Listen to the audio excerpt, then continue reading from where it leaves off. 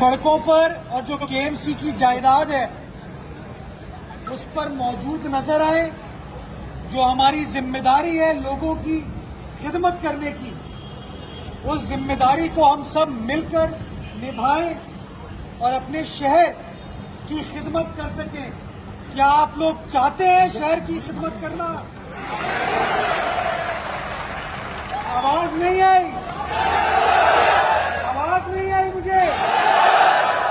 सबके सबको काम करना है, काम करना है। शाबाश, मैं फिर मिलूंगा आप लोगों से।